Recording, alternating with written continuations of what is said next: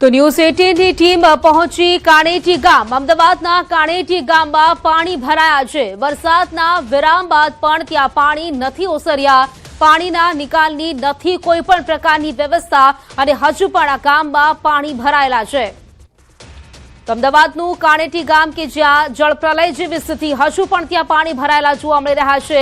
Road રસ્તાઓ હજુ પણ નદી બની ગયા હોય તે પ્રકારની સ્થિતિમાં અહીં જોવા મળી રહ્યા છે। આ એ જ કાણેટી ગામ છે કે જ્યાં નજર કરો ત્યાં ફક્ત પાણીનું સામ્રાજ્ય જામ્યું હોય તે પ્રકારના સ્થિતિ અહીં જોવા મળી રહી છે। આ વિશે વધુ જાણકારી મેળવીશું। મારા સંવાદદાતા અમારી સાથે જોડાયેલા છે કાણેટી ગામથી। કાણેટી ગામમાં કેવી સ્થિતિ છે આ વિશે વધુ જાણકારી મેળવીશું ઋત્વિજ પાસેથી। ઋત્વિજ, કાણેટી ગામ જ્યાં નજર કરો ત્યાં જળ જેવી સ્થિતિ છે, આપ ત્યાં જ ઉપસ્થિત છો, કેવી સ્થિતિ આપ ત્યાં જોઈ રહ્યા છો?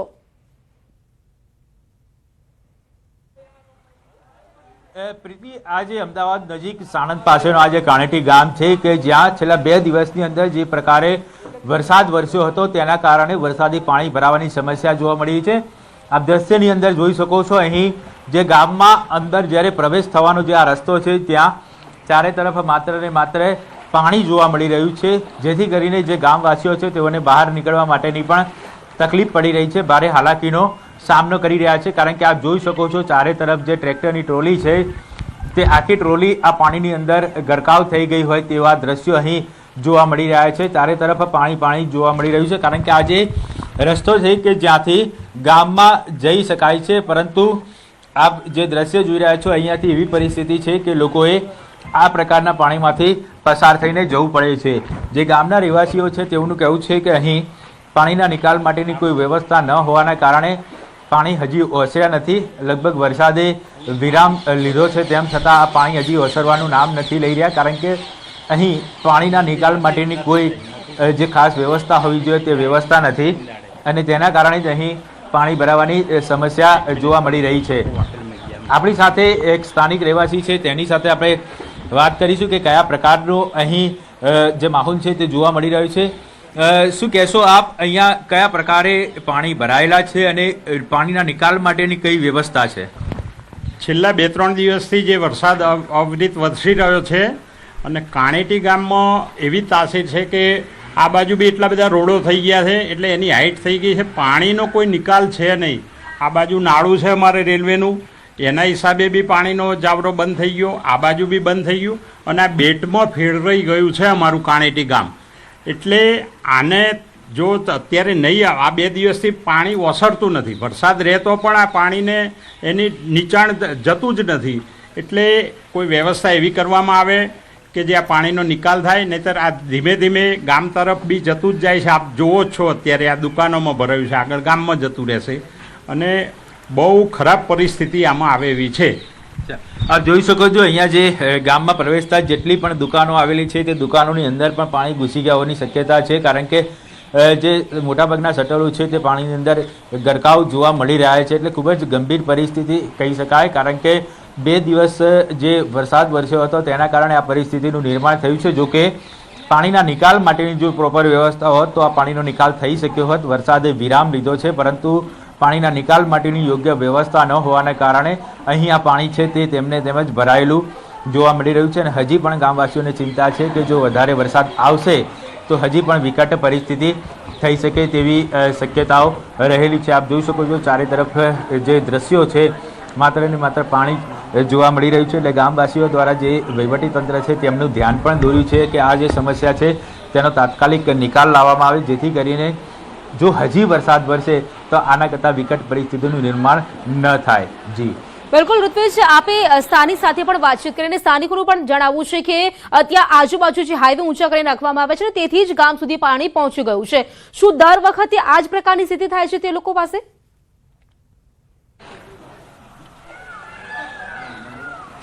પ્રીતિ, જે ગામના રહેવાસીઓ છે તેઓનું કહેવું છે કે આમ તો સામાન્ય જે પાછલા વર્ષોની વાત કરીએ તો આ પ્રકારની પરિસ્થિતિ ક્યારેય જોવા મળી ન હતી।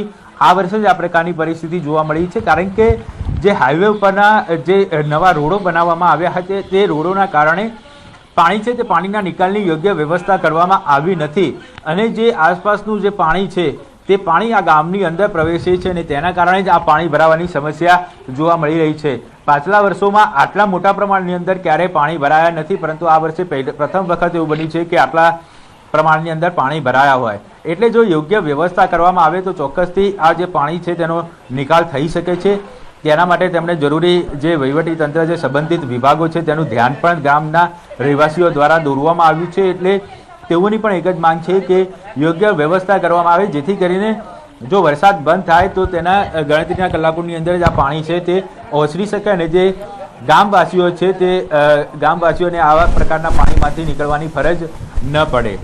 બિલકુલ ઋત્વિજ, આભાર આપનો જાણકારી આપવા માટે. તો આજે કાણિત ગામ કે જ્યાં અહીં ગામમાં જ્યાં સ્થળ ત્યાં જળ જેવી સ્થિતિનું નિર્માણ થયું છે, અહીં ઠેર ઠેર પાણી ભરાઈ ગયા છે, લોકોના દુકાનોમાં પણ પાણી ઘૂસી રહ્યા છે. અહીં વાત અમદાવાદના વિરમગામની, જ્યાં તબાહીના દ્રશ્યો. વિરમગામમાં ચારે બાજુ માત્ર પાણી જ પાણી જોવા મળી રહ્યું છે.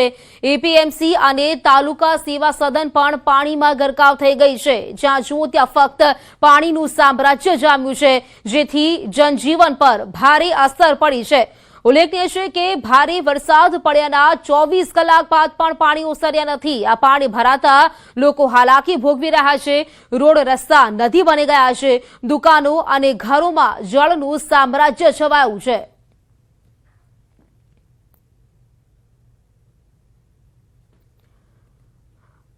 તો આ છે અમદાવાદના વિરમગામના દ્રશ્યો, જ્યાં જુઓ ત્યાં ફક્ત પાણી જ પાણી જોવા મળી રહ્યું છે. લોકો અવરજવર કરવા માટે ટ્રેક્ટરનો સહારો લઈ રહ્યા છે.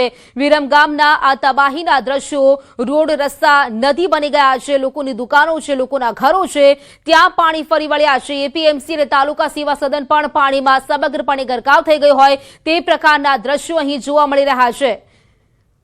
તો આ બે દ્રશ્યો આપ જોઈ શકો છો. રોડ રસ્તા છે જળમગ્ન થયા છે. વાહન ચાલકો છે તેઓ અટવાઈ રહ્યા છે. વાહનોના પૈડા ક્યાંક થંભી ગયા હોય તે પ્રકારના દ્રશ્યો.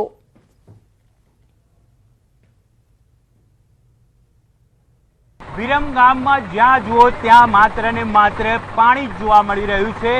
આપ ચારે તરફ જ્યાં નજર કરો ત્યાં તમને માત્ર પાણી જોવા મળશે. ન્યૂઝ 18 ગુજરાતી પર આપ જોઈ શકો છો એક્સક્લુઝિવ દ્રશ્યો કે જે વિરમગામ એપીએમસી અને તાલુકા સેવા સદન આસપાસનો વિસ્તાર છે કે જ્યાં પીચણથી ઉપર સુધીના પાણી ભરાઈ ચૂક્યા છે.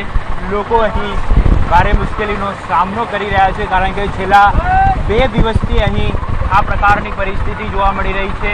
આપ જોઈ શકો છો ચારે તરફ જે નગરપાલિકા કચેરી હોય, તાલુકા સેવા સદન હોય, એપીએમસી હોય કે અન્ય સોસાયટી દુકાનો હોય, તમામ જગ્યાએ પાણી ભરાઈ ચૂક્યા છે. 2 દિવસથી અહીંના લોકો આ જ પ્રકારની પરિસ્થિતિની અંદર જીવન ગુજારી રહ્યા છે.